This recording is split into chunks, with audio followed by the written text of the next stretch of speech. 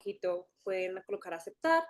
Recuerden que grabamos para que esté disponible tanto la grabación como la discusión en nuestra página web y en YouTube y en nuestro canal a partir del día martes. ¿Listo? Entonces, eh, en esta ocasión, la profesora Gloria García de la Universidad Pedagógica Nacional presentará la experiencia titulada Relectura de los procesos sociopolíticos de la clase de matemáticas, dilemas éticos para proporcionar equidad e inclusión a los estudiantes. Gloria García es licenciada en Educación con énfasis en Matemáticas y Física de la Universidad Nacional de Colombia. Es magíster en Filosofía Latinoamericana de la Universidad de Santo Tomás. Cuenta con el diploma Plan de Estudios de Posgrado y el diploma superior en Ciencias Sociales, Convención y Currículo y Prácticas Escolares de la Facultad Latinoamericana de Ciencias Sociales, FLACSO. Es profesora titular y emérita del Departamento de Matemáticas de la Universidad Pedagógica Nacional en Colombia. Y desde una aproximación social, cultural y política, su investigación ha girado en torno a los procesos de escolarización, currículo, evaluación, inclusión y exclusión en educación matemática, con colegas colombianos. Ha trabajado en consolidar una comunidad de educadores matemáticos. Entonces, a continuación, doy paso a nuestra ponente, Gloria García. Profesora, es un gusto para nosotros tenerla el día de hoy. El público es todo suyo. Bueno, muchas gracias, Mariana. Muchas gracias a Pedro por esta invitación.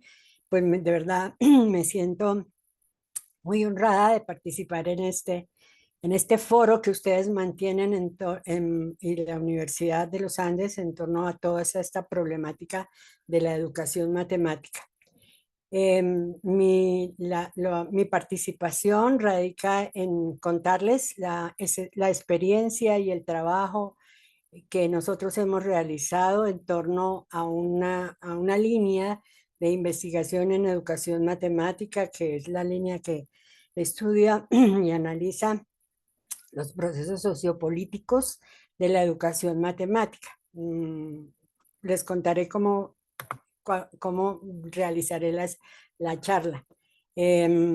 Primero quiero contarles que efectivamente es en nuestra participación en esta charla o mi participación surge desde hace varios años cuando con un grupo de profesores de matemáticas de la formación de profesores, ¿sí?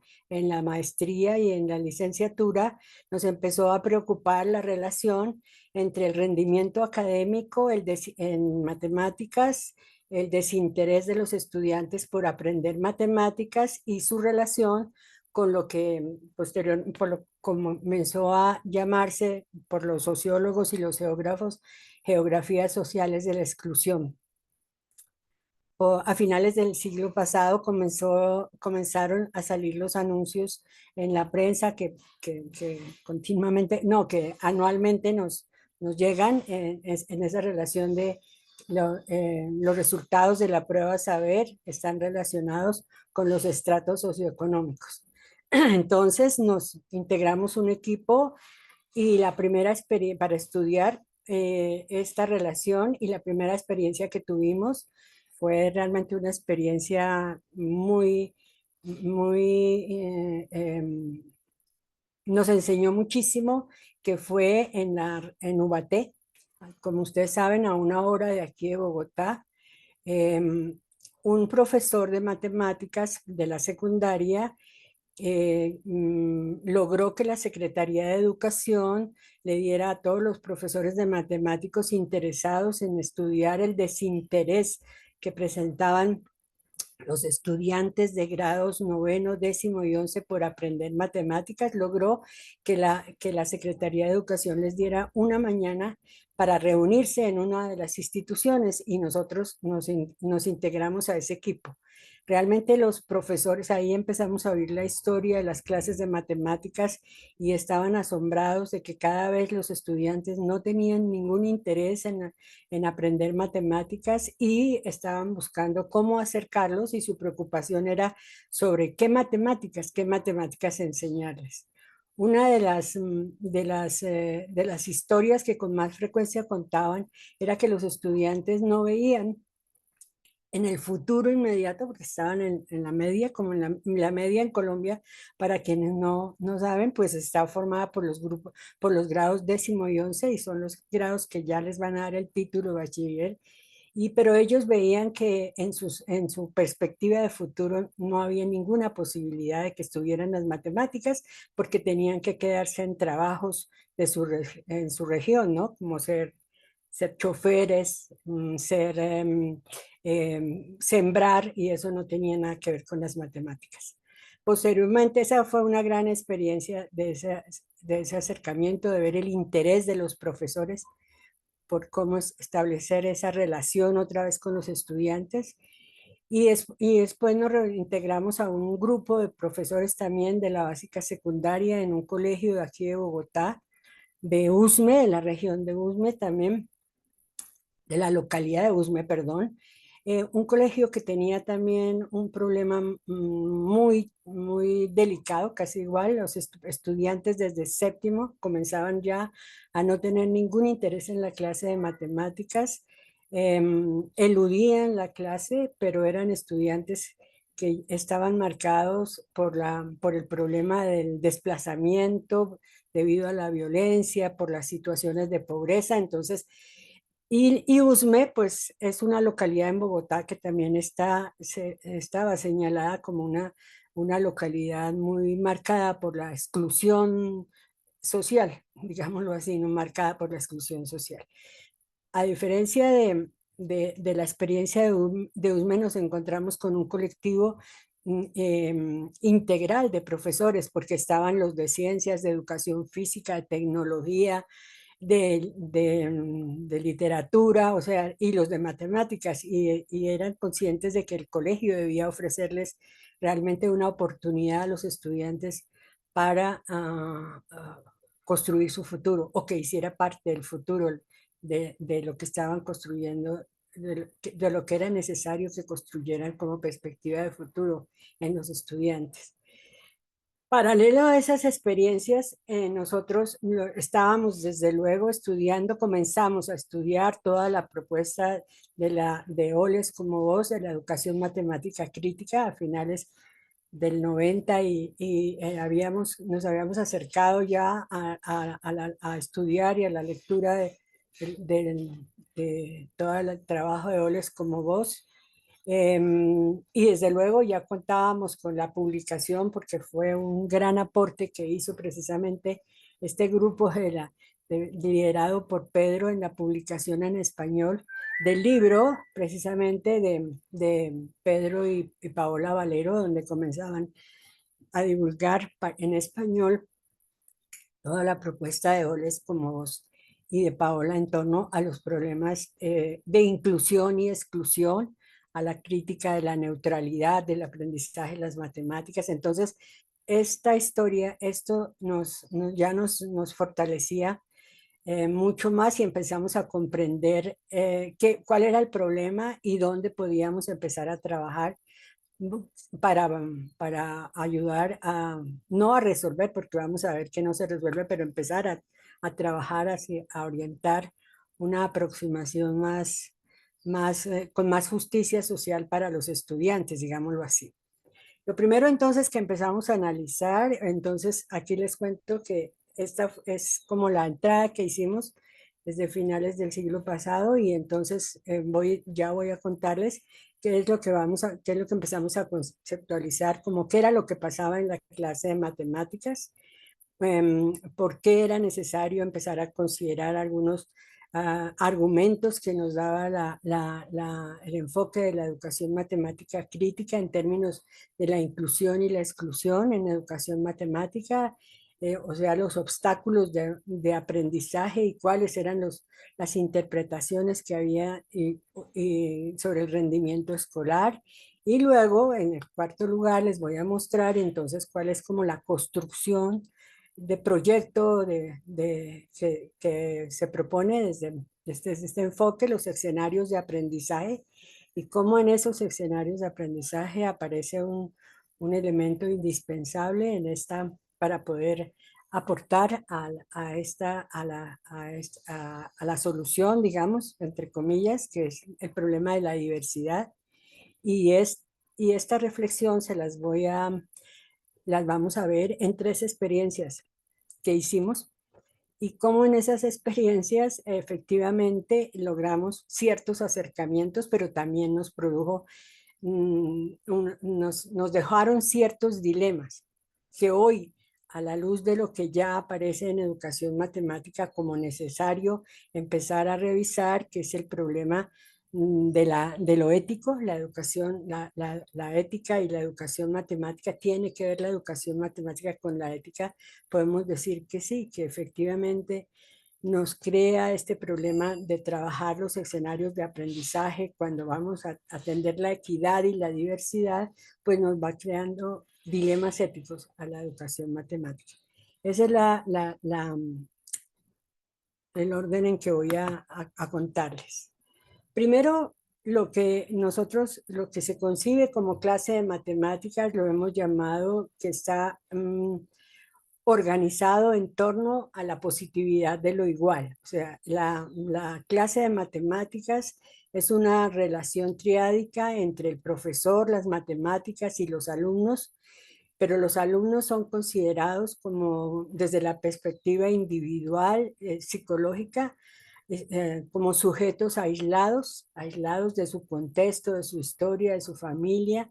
Está centrada en la enseñanza de las nociones matemáticas específicas y en la comprensión de lo conceptual. E incluso este modelo de clase también es como vos, bueno, y varios investigadores señalan que es el modelo con el que el modelo de clase aún de la investigación, ¿no? Siempre se considera un sujeto individual y que está orientado psicológicamente hacia la comprensión conceptual. En esa aula se supone y se trabaja desde el principio de que todos los estudiantes quieren aprender, el aula está bien equipada, o sea, el aula misma y la clase no se relaciona con el contexto, ni siquiera el contexto institucional de la escuela. Todos sabemos que toda aula está situada en un contexto institucional y ese contexto institucional de escuela tiene también un proyecto de formación,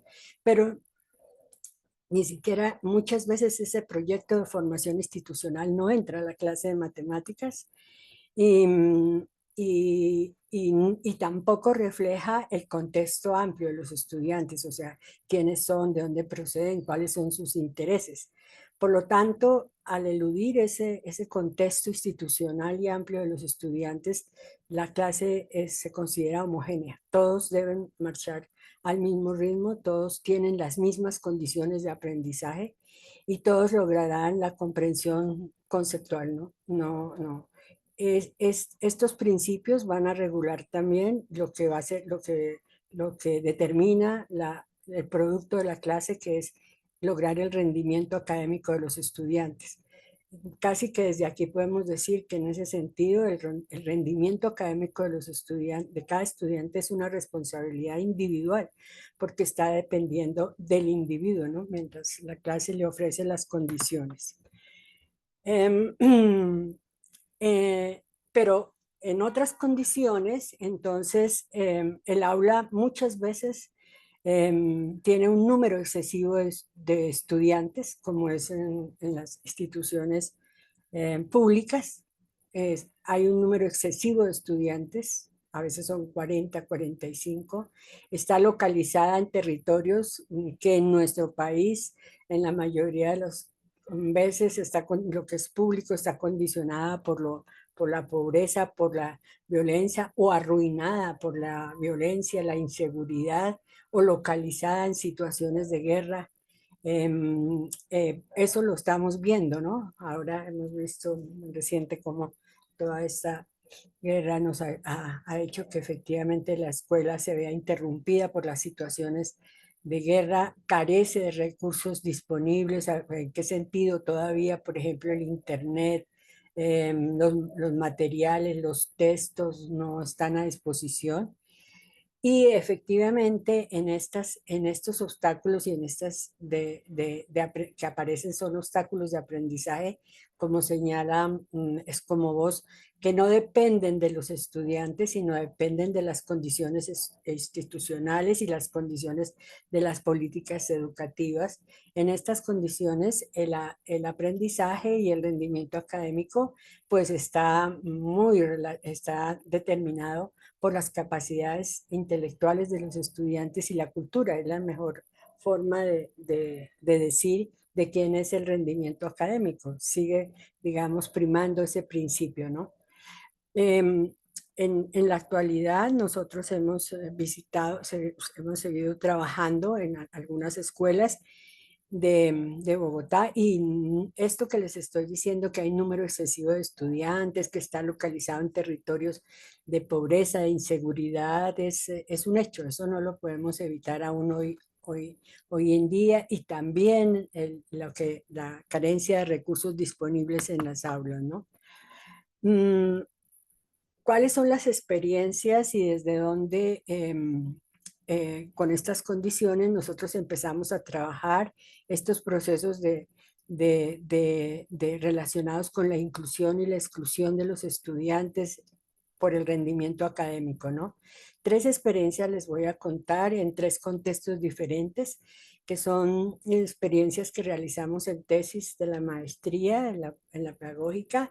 Una se llama El papel de los escenarios de investigación relacionados con el pensamiento funcional en los procesos de inclusión en clases.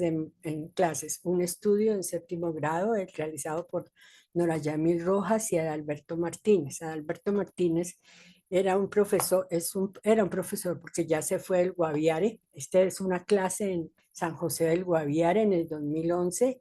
Adalberto era un profesor samario que había llegado unos 4 años antes de hacer esta experiencia a San José del Guaviare, y se había convertido en el organizador y en el líder de una red de profesores de matemáticas en el Guaviare.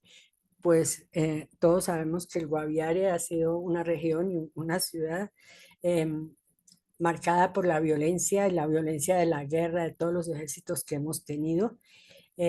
Los estudiantes él era profesor de una escuela nacional, una escuela departamental, perdón, y todos los estudiantes eran nacidos en el Guaviare. Casi que era como la segunda generación de nacidos propiamente en el San José del Guaviare, porque curiosamente, San José del Guaviare fue una ciudad que comenzó a ser ciudad por la emigración. O sea, la cantidad de gente que llegó a San José del Guaviare, llamada por su riqueza y por todo la problemática que tenía. Entonces, estos eran casi los primeros. Esta es una experiencia en séptimo grado, ya no en grado 10º y 11, que tenía las mismas condiciones que les he contado, ¿no? En un colegio nacional donde no había recursos. El aula entraba muchísimo sol, por ejemplo, no en lo que era el estado físico del aula, no había ningún recurso, había mucha bulla porque había muchas ventanas, ¿no? Y como lo señalan, Nora Yamil era una profesora de Antioquia, de Medellín, que estaba haciendo la maestría aquí, y precisamente ellos dos se reunieron para hacer este trabajo por la reflexión acerca de las prácticas educativas tradicionales llevadas a cabo en un aula de clase conformada por estudiantes repitentes como consecuencia de su bajo rendimiento académico. Miren, en el aula, estos estudiantes a pesar de que eran de séptimo, venían con grandes desinterés sobre seguir en la escuela, y eran por primera y segunda vez repitentes, y el colegio decidió organizarlos todos en un aula para que hicieran séptimo. Se llamaba la clase de 7C, ¿no? Em, ¿Cuál es la salida, piensan ustedes, que la propuesta de Oles como vos nos hace para efectivamente empezar a trabajar sobre estas situaciones del aprendizaje de las matemáticas. Oles, como nos propone el montaje de un escenario de investigación, ahora vamos a ver como un escenario que nos permite generar un ambiente inclusivo, colectivo, en donde se va a cuestionar se va a poner se va a poner se va a problematizar varios de los componentes de la clase de matemáticas. ¿Cuál es uno de los principales componentes de la clase de matemáticas? La matemática, el currículo de las matemáticas escolares, porque enseña, porque lo que nos ofrece son contenidos de la matemática, conocimiento matemático, sin relación alguno con el saber por qué y para qué, o sea, ni siquiera con la funcionalidad de las matemáticas, ¿no? Entonces, enseñarlo a la geometría como una geometría teórica, entre comillas, ¿no? Los casos del álgebra, el álgebra se asume desde lo que hemos visto, desde lo instrumental. Entonces, Oles como vos propone que el escenario de investigación, para que sea un generador de ambiente inclusivo, lo primero que debe cuestionar es cómo organizar las matemáticas en el currículo para que realmente logren esa relación de los estudiantes, ¿no?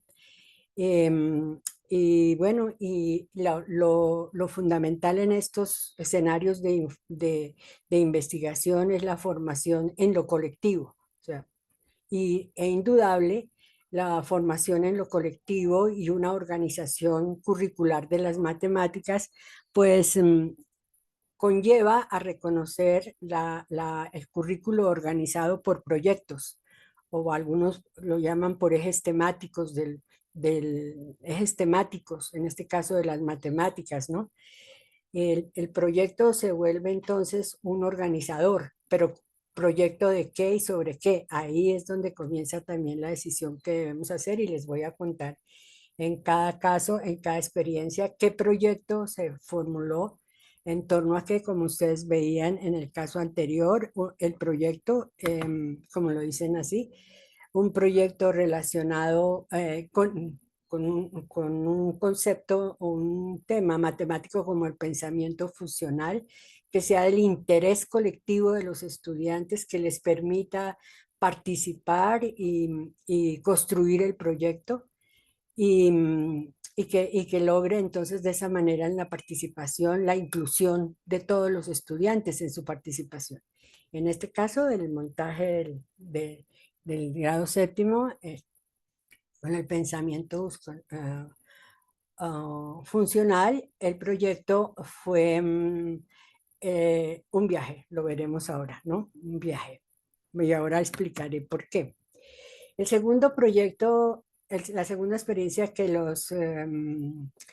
les cuento es también un trabajo que hicimos en la universidad, en la maestría de educación matemática de la Universidad del Valle, una tesis codirigida con un profesor de la universidad, del programa de la maestría, y con Erika Martínez. Era una profesora de la básica secundaria, pero ella era matemática y había querido hacer la maestría en educación matemática. Estaba haciendo la maestría en educación matemática, pero ella era profesora de secundaria y era profesora de una escuela ubicada en Agua Blanca, en un sector muy, muy, ¿qué podríamos decir? Muy crítico, entre comillas, de Agua Blanca. Y tituló su trabajo Estudio del aprendizaje de las matemáticas, basada en proyectos, tensiones educativas de su implementación en una escuela en estudiantes en posición de frontera.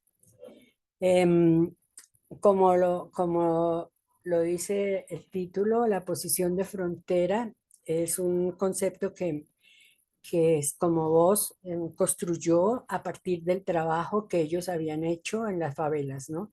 Y resulta que desde la sociología latinoamericana, argentina, uruguaya, La posición de frontera han construido este concepto y es como vos también lo asume, situando que la escuela en estas geografías de la exclusión, lo que le debe ofrecer a los estudiantes es una perspectiva de futuro, es como posición, la frontera, desde donde uno puede mirar el otro lado donde va, ¿no? Donde está lo bonito, donde dice, mírenlo, allá a lo lejos está, y esa es la posición de frontera. La escuela debe, debe construirse, debe ser un lugar de posición que le brinde a los estudiantes una perspectiva de futuro, y desde luego la matemática que aprenden debe ser parte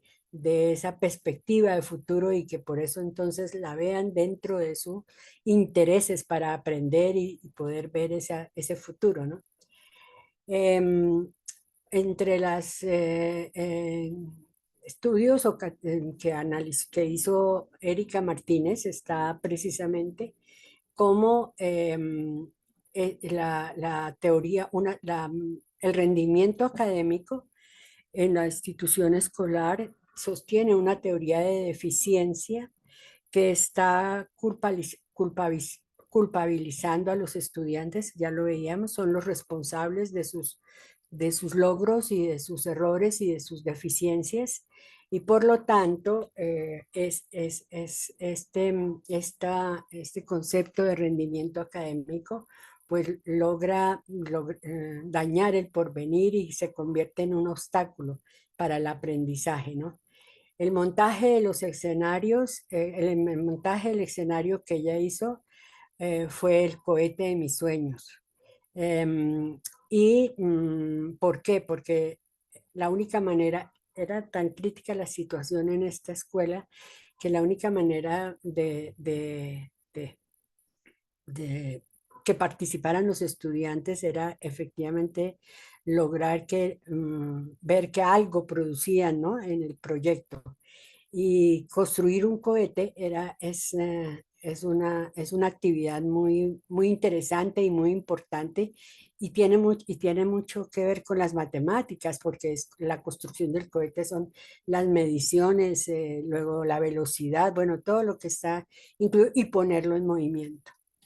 Por eso el escenario de aprendizaje se llamó el cohete de mis sueños, las matemáticas implícitas, que era todo lo relacionado con las mediciones aproximadas de exactitud y la formación política que establecimos también era lo colectivo, porque las situaciones de, de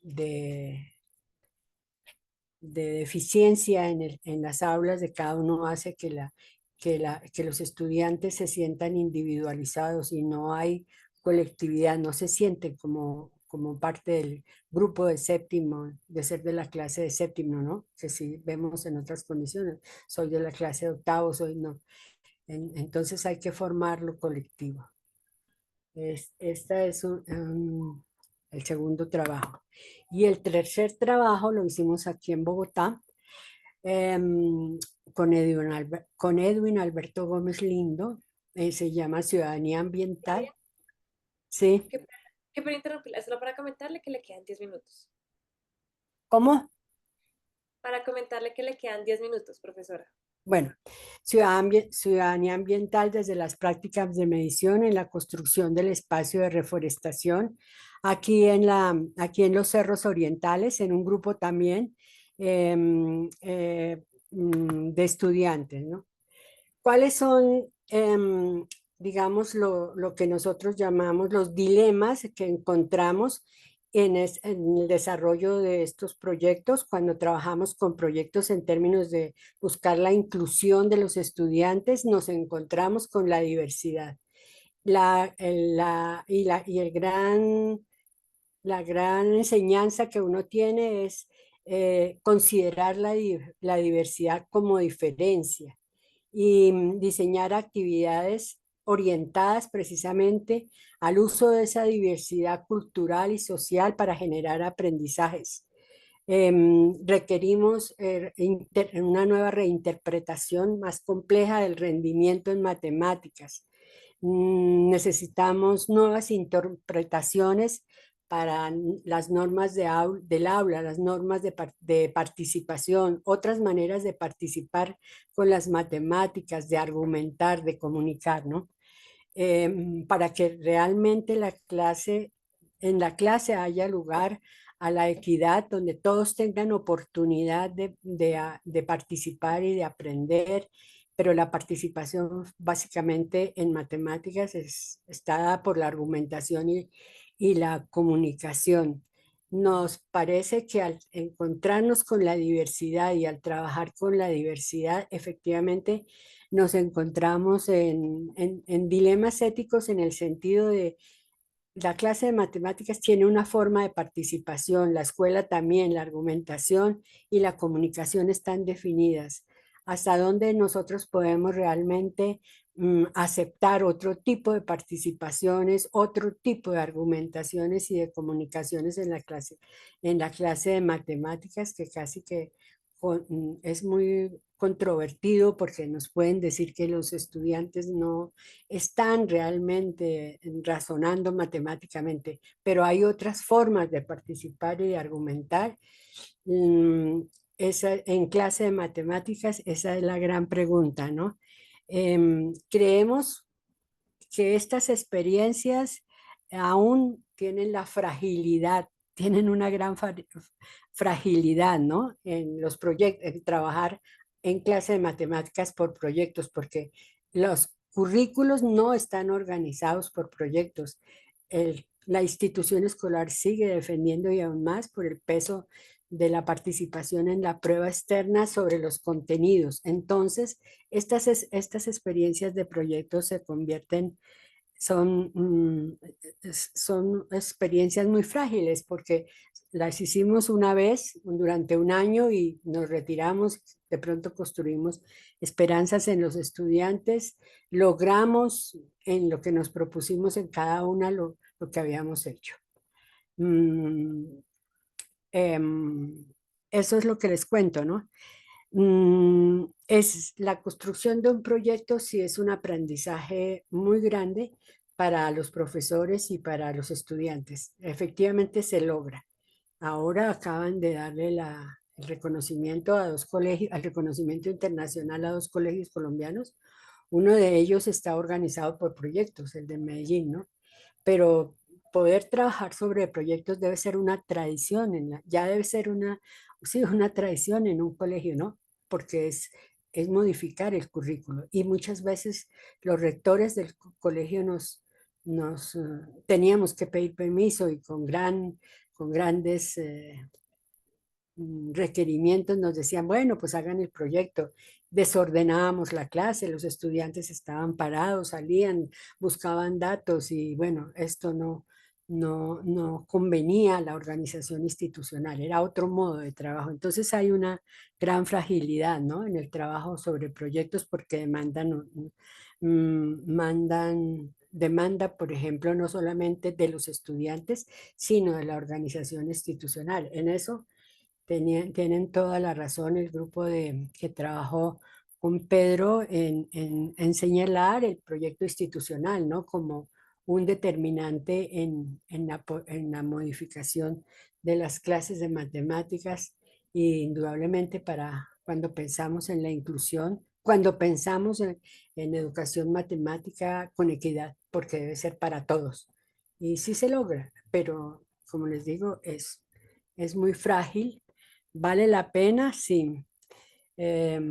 Aunque, como les digo, el proyecto colectivo unitario, estos son proyectos colectivos unitarios con sus contradicciones, pero vale la pena trabajar en un país como este donde las matemáticas parecen ser para muy pocos jóvenes y en el país. Gracias. Muchísimas gracias, profesora Gloria. Listo. Entonces ya abrimos el espacio oficial para preguntas. Quien tenga alguna pregunta o comentario para la profesora Gloria puede hacerlo en la parte del chat, que recuerde que está en la parte inferior derecha de sus pantallas. Ya tenemos varias preguntas, entonces iniciaremos de una vez con las preguntas y quien vaya teniendo más pues puede seguir escribiéndolas. El profesor José Chávez le gustaría tener un poquito más de información sobre estos proyectos y dice que usted mencionó que los salones estaban bien equipados. ¿Puede dar un poco más de detalles sobre qué significa que los salones estén bien equipados? Además, dijo que los grupos son muy numerosos. ¿Cuántos alumnos tiene cada uno de esos grupos? Bueno, yo digo que las aulas están bien equipadas porque bueno, los estudiantes tienen recursos de aprendizaje, por ejemplo, libros, hay condiciones para que para el internet, se tienen, por ejemplo, se tienen el recurso de los computadores, de las tablets, hoy en día, ¿no? Con la tecnología, en lo que nosotros hemos trabajado en estas instituciones, pues no hay, el profesor, no, los estudiantes no tienen el texto, no hay acceso a libros, como les digo, no hay internet, muchas veces las aulas no están bien iluminadas, los mismos estudiantes no tienen sus recursos del cuaderno, bueno, hasta de los esferos, ¿sí? Entonces eso es una aula bien equipada, con espacio, con buena luz, con buena ventilación, ¿no? Esa es la pregunta. Y la otra que me hacía era ¿cuál? ¿Era cuántos había por cada grupo? Que mencionaba que Más de 40 y bueno, pues no les puse, pero yo pensé en ponerles cómo se describía, cómo desde estos trabajos, describen el espacio del aula, ¿no? Por ejemplo, en el aula de Erika, no había ni siquiera espacio para pasar, ¿no? Ni para organizar un colectivo que trabajaran de a cuatro, de cinco, porque el espacio era impresionante, ¿no? Entonces, eso, el aula con 40, sin en un espacio muy pequeño, sin ventilación, cosas por ese estilo, ¿no? Es cuando decimos aulas equipadas. Gracias, profesora. Mónica nos pregunta, ¿qué experiencia han tenido o qué sugiere acerca de la participación de las familias en los escenarios de clase bajo la perspectiva de la educación matemática crítica? Bueno, yo creo que la participación de la familia en términos de lo que de estas experiencias en nosotros nos tocó, pues como una de las reglas es que eran estudiantes de séptimo menores de edad. Entonces teníamos que contarles tuvimos que hacer una reunión con los padres para contarles que era el proyecto, ¿no? Como una organización. Pero yo creo que ya en la clase, en lo que es el transcurso de la clase ordinaria, pues los padres sienten que está cambiando algo porque los estudiantes los ven ya involucrados y se acercan, ¿no? ¿Qué es lo que están haciendo? Están hablando, por ejemplo, de bicicletas, de saberes que tienen los padres. Entonces hay como un acercamiento, pero que nosotros en el proyecto hubiéramos hecho una relación directa con la familia, no, porque era imposible, ¿no? Y creemos que en la medida en que los estudiantes sí, los jóvenes, porque son jóvenes, los vean los padres ya interesados, trabajando en matemáticas, ya les llama la atención que algo está cambiando, pero que nosotros hubiéramos hecho, no, un acercamiento directo, involucrar a la familia, no. Gracias, profesora. Entonces, eso también creo que responde la siguiente pregunta de José. Entonces voy a seguir con la pregunta de José Alejandro, que dice, buenos días. ¿Cuál sería una estrategia a realizar para conocer los intereses de los estudiantes? Sí, esa es una pregunta clave, ¿no? Sí, conocer los intereses de los estudiantes sí es porque demanda que conozcamos los estudiantes. Usualmente uno sabe quiénes son los estudiantes, yo digo, ¿no? Pero no conoce los estudiantes. Entonces esta es una pregunta clave porque para trabajar con la equidad y la diversidad y la inclusión, uno sí tiene que saber quiénes son los estudiantes. ¿Por qué, por ejemplo, en el escenario del Guaviare, trabajamos con un proyecto como un viaje, como el viaje imaginado? Porque, como les digo, estos eran los estudiantes que habían nacido en el Guaviare y no conocían Bogotá.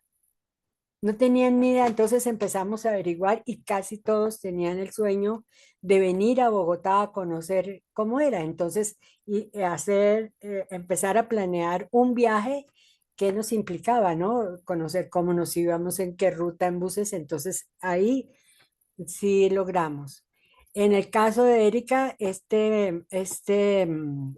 cohete, precisamente por conocer los muchachos que les gustaba mucho como todo lo de los carros y soñaban también como con hacer cosas con los carros, fue el cohete.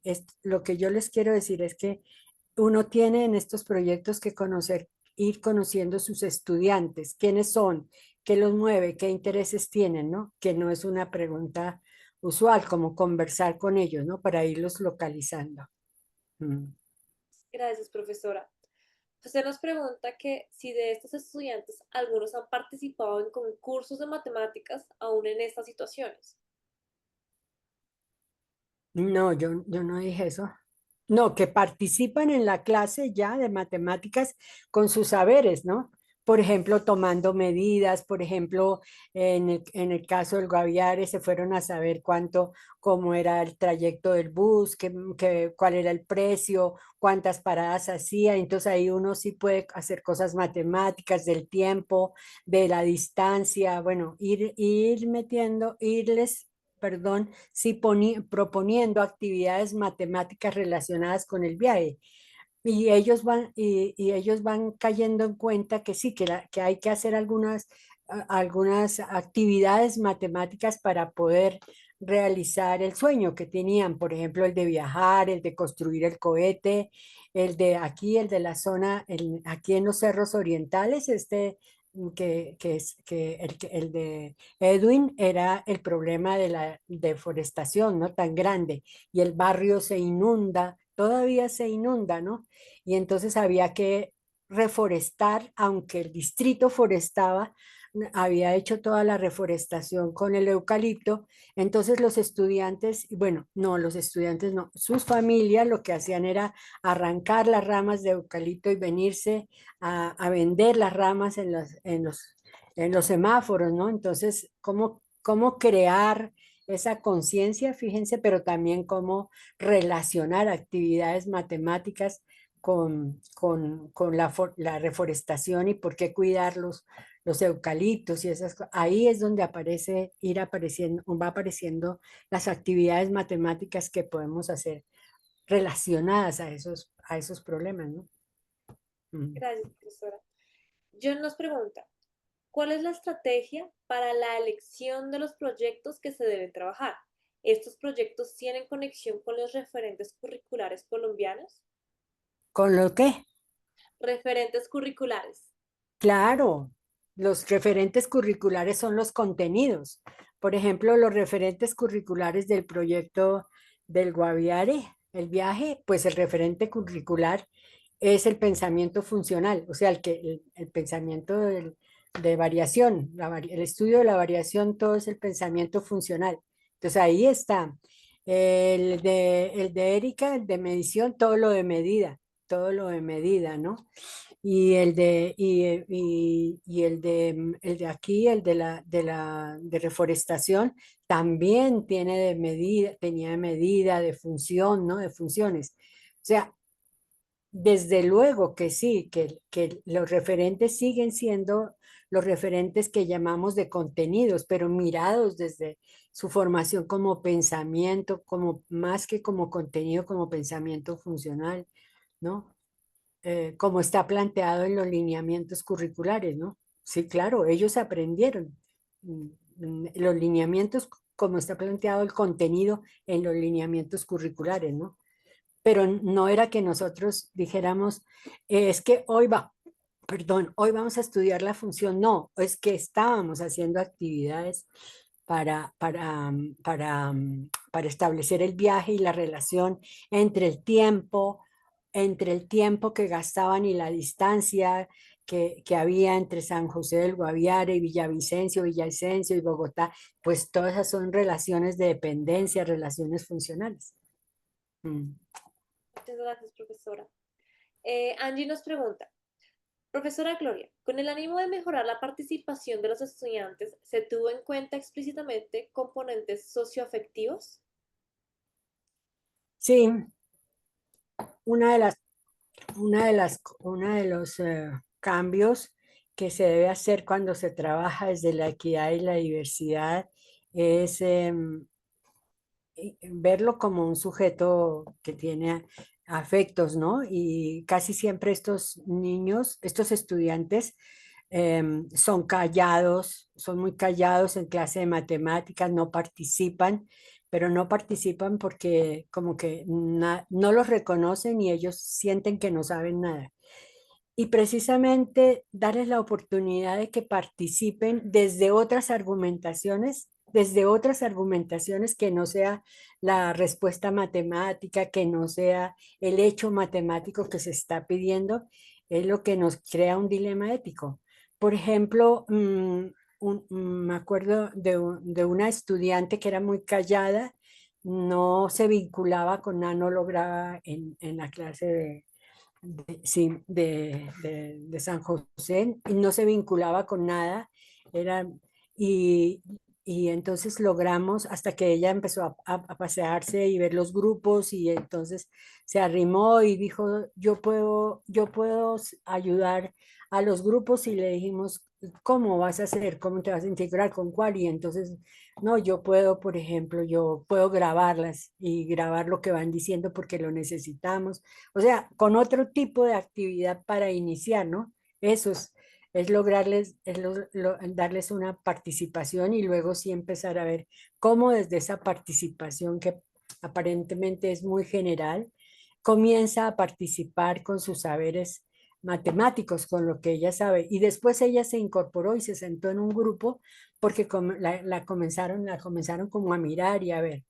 Por eso les digo que este trabajo es muy complejo y nos demanda mucho porque como se dice, surge la necesidad del cuidado del otro en lo socioafectivo, cuidar a los otros para que sea oído, para que le pongan atención, para que se sienta bien. De eso se trata, ¿no? Por eso ahí aparece ese problema de la formación ética que tenemos los profesores, que yo creo que todos los que somos profesores es porque en el fondo, si nos ponemos a pensar, nos interesa el cuidado del otro. Tan nos interesa el cuidado del otro que estamos pensando en ellos los estudiantes para que aprendan matemáticas, porque las matemáticas son importantísimas. Ese es cuidado, cuidado en el saber, pero también cuidado en el ser. Por eso es que yo digo que sí, por eso puse este título, ¿no? Es la relectura desde la ética, ¿no? Sí, reconozcámonos, nosotros somos profesores porque nos gusta el cuidado del otro, no solamente en el ser, sino en el saber. Hemos cuidado el saber de los otros, ¿no? Cuidamos el saber de los otros. Muchas gracias, profesora Gloria. Qué linda reflexión. Bueno, El profesor Hernán nos dice, ¿es posible tener el PDF y o presentación? ¿Cómo podemos profundizar más en el tema? Entonces, voy a aprovechar para interrumpir aquí un momento. Hernán, si te quedas, o bueno, a todos, cuando acabe la sesión les mostraré a todos y todas dónde pueden encontrar la presentación y la grabación de la sesión del día de hoy, que va a estar también en nuestra página de este proyecto. Entonces les mostraré cómo encontrarlo. Y aprovecho también para pedirle muy amablemente, profesora Gloria, si puede, por favor, colocar su correo en los comentarios, por si de pronto alguien quiere comunicarse con usted o de pronto tener algunas preguntas más específicas, cosas por el estilo. Entonces, si puede, por favor, profesora Gloria, colocar su correo en comentarios, sería, sería muy bueno. bueno, Listo. Eh, y Jorge nos tiene, pues primero un contexto que viene después acompañado de una pregunta. Entonces, voy a leer todo el contexto de Jorge y luego la pregunta, ¿listo? Entonces, Jorge nos dice, Muchas gracias, maestra, por compartir sus investigaciones. En mi escuela del sector privado estamos buscando acercarnos y brindar un poco de la información y equidad que reciben nuestros estudiantes de grado sexto a las escuelas rurales del sector de la Calera 13. Logramos reunirlos y en donde el juego fue fundamental.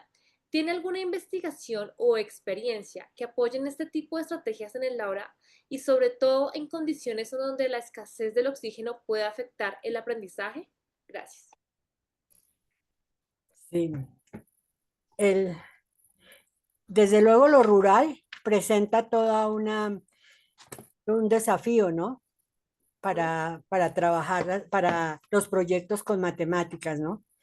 Y, y nosotros no tenemos experiencia, creo que tenemos dos proyectos en lo rural y el papel del juego no hemos hecho proyectos con el papel, concretamente con el papel del juego, los juegos, con ningún tipo de juegos, ¿no?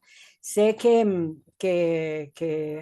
pues hay toda una línea de trabajo sobre el juego en matemáticas, pero yo no tengo experiencias con el juego, como les digo, y me parece y esa relación en lo rural pues es muy enriquecida. Mira, ahora me estoy acordando que en el programa Compartir, yo fui evaluadora del programa Compartir y seleccionamos una experiencia de matemáticas en Nangán, es un resguardo indígena ubicado allá arriba en el macizo colombiano, y un profesor de matemáticas utilizaba en ese resguardo indígena, había un juego de dados y utilizaba ese juego de dados como una estrategia para el aprendizaje de las matemáticas, pero claro, era para primaria. Ese es el único, digamos, experiencia, era una experiencia muy bonita de este profesor con el juego de los dados y el aprendizaje claro, de las operaciones de suma, resta y de multiplicación con los dados. Es el único que yo conozco y que me pareció, sí, era muy enriquecedor. Era un proyecto que se trabajaba en una escuela nueva y ustedes saben que en escuela nueva, reitero, ¿no? Que se trabaja lo colectivo porque se trabaja en mesas, ¿no? Todos los estudiantes están organizados en mesas y de hecho esa organización de los estudiantes permite lo colectivo. Eso es otra cosa que hay que decir de las aulas, ¿no? Las aulas no permiten organizaciones para el trabajo colectivo, son individualizadas. En esa escuela, hoy se llama una escuela ubicada, escuela nueva, pues el trabajo es colectivo porque la sala está organizada también colectivamente.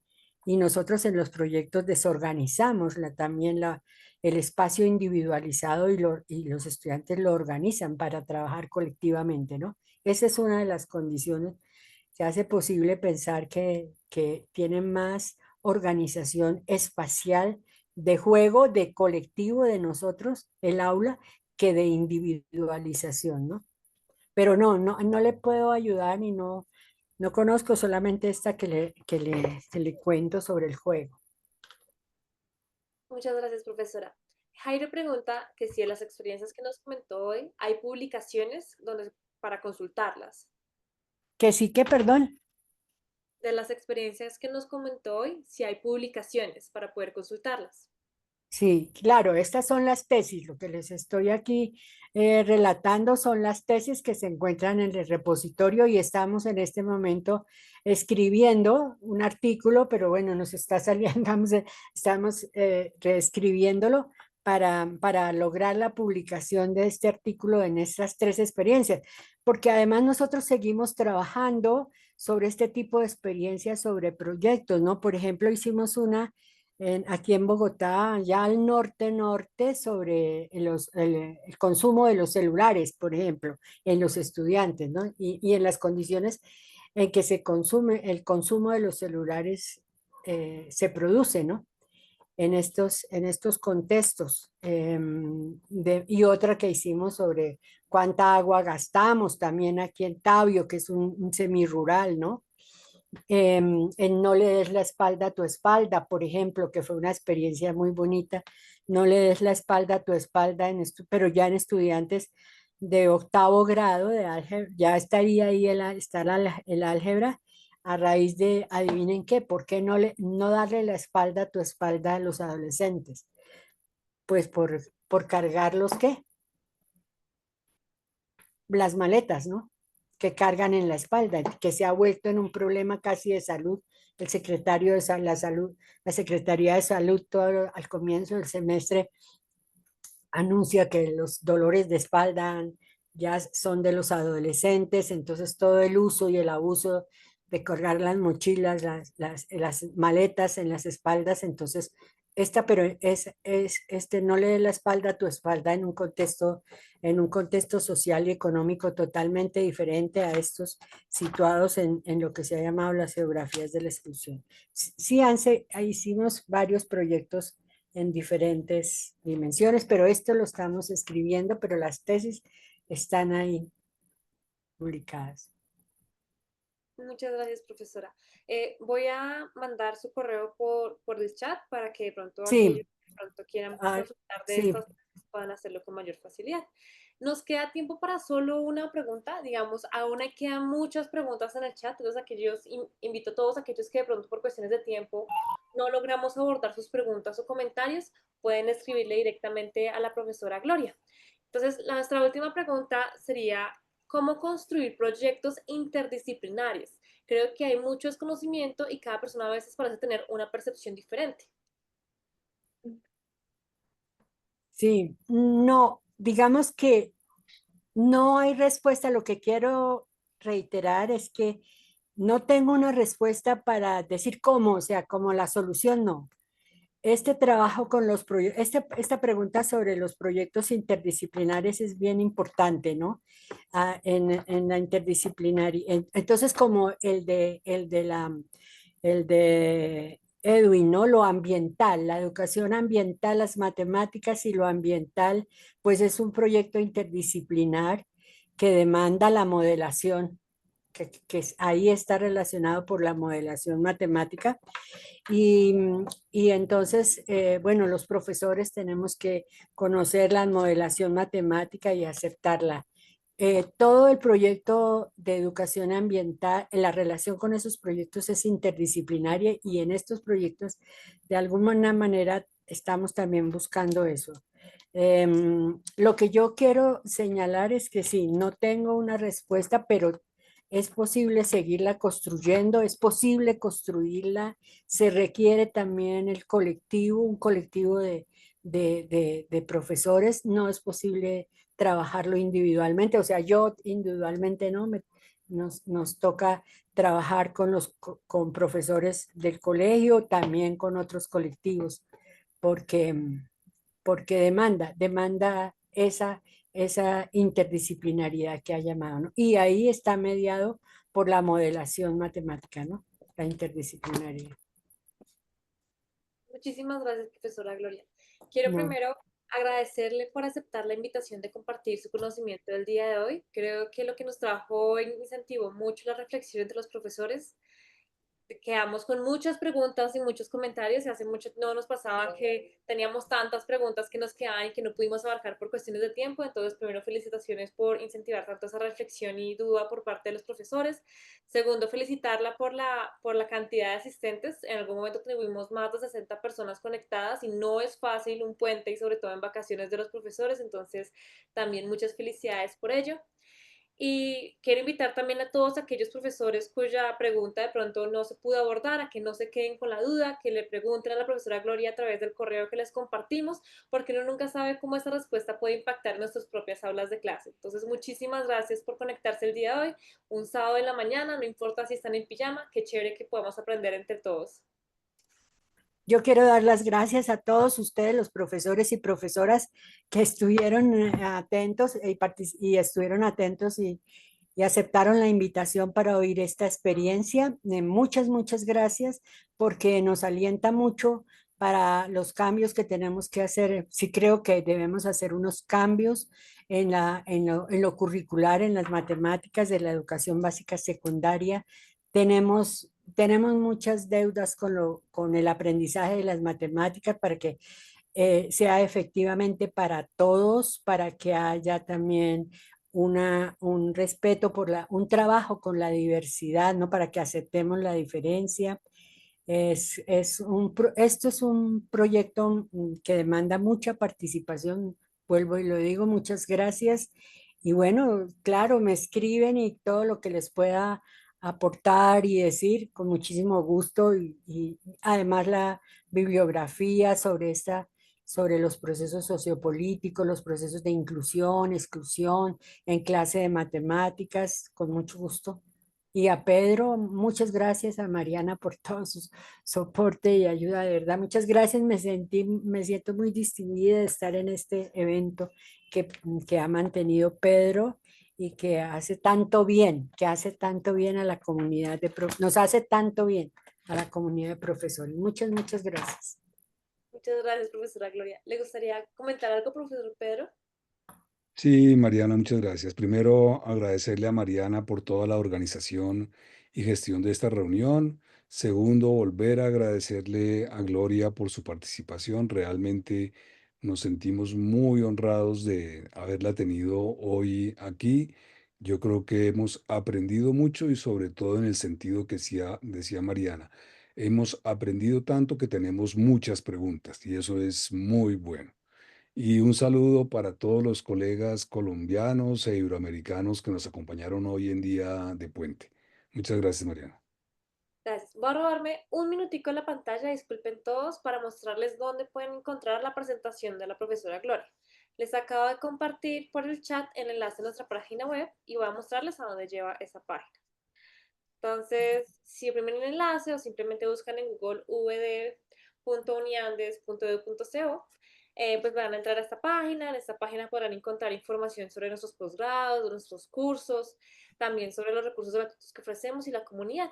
Entre los recursos gratuitos que ofrecemos tenemos las reuniones virtuales, que es como el recurso que tuvimos el día de hoy. Aquí podrán encontrar el acceso a las salas, siempre es el mismo enlace para que de pronto no lo pierdan, el cronograma de las charlas, la posibilidad de participar como ponente en estas charlas que tenemos los martes para contar experiencias e información sobre las charlas que hemos tenido anteriormente. Como les comentaba, esta es una charla de una conferencia de experto invitado. Entonces, si oprimimos en ver más, vamos a encontrar, digamos, que todo el historial de las reuniones que hemos realizado. El último, pues como es por orden cronológico, encontraremos el de la profesora Gloria, donde encontrarán tanto el resumen como el perfil de la profesora y un botoncito que dice transparencias. A partir del día martes también habrá uno que se llama video, pero por ahora está el de transparencias que nos lleva a nuestro repositorio FUNES, que recuerden que es un repositorio con más de 30.000 documentos de acceso abierto en educación matemática, donde está la presentación del día de hoy. También, como estas presentaciones están etiquetadas, podrán encontrar una sugerencia de otros documentos que pueden encontrar relacionados al tema, o incluso aún si están interesados en esta parte de la inclusión y de estas diferencias socioculturales, pues pueden ir a la parte de inclusión. Entonces aquí voy a buscar rápidamente inclusión. Y entonces en inclusión podrán encontrar documentos sobre diversidad sociocultural, sobre aspectos socioeconómicos, culturales, de género. Entonces, para quienes estén interesados, no se les olvide que aquí desde los términos clave pueden encontrar más documentos relacionados a esto si quieren seguir aprendiendo. Entonces, muchísimas gracias por reunirse con nosotros el día de hoy. Qué chévere que podamos aprender todos juntos. Y nos vemos en una próxima ocasión. Que estén muy bien. Muchas gracias. Hasta luego. Hasta luego. Hasta luego.